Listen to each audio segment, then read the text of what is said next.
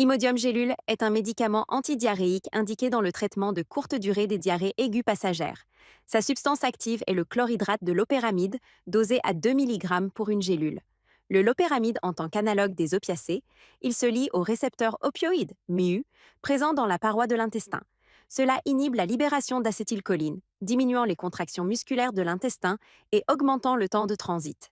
Il diminue la sécrétion d'eau et d'électrolytes, tout en stimulant leur absorption par la muqueuse intestinale, ce qui redonne de la consistance au sel. Chez les adultes et les enfants à partir de 15 ans, la posologie recommandée est de débuter par 2 gélules en une seule prise, soit 4 mg de lopéramide. Si toutefois la diarrhée devait perdurer, il est possible de prendre une gélule supplémentaire après chaque selle non moulée, en ne dépassant jamais les 6 à 8 gélules par jour. La durée du traitement, quant à elle, ne doit pas excéder les 2 jours dans le cadre d'une diarrhée aiguë. Le traitement de la diarrhée par le lopéramide est uniquement symptomatique. Chaque fois que l'étiologie de la diarrhée peut être déterminée, un traitement spécifique doit être instauré dans la mesure du possible. Ce médicament ne doit pas être utilisé dans les cas suivants: allergie à l'un de ses constituants, ou de maladies chroniques du côlon ou de l'intestin, notamment lors de poussées aiguës de rectocolite hémorragique.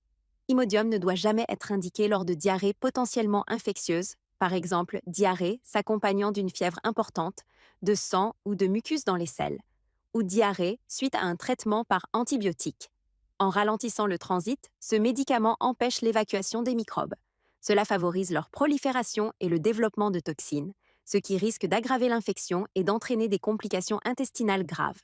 Concernant la grossesse, son usage reste déconseillé sans avis médical. Il passe faiblement dans le lait maternel, toutefois son usage reste également déconseillé pendant l'allaitement.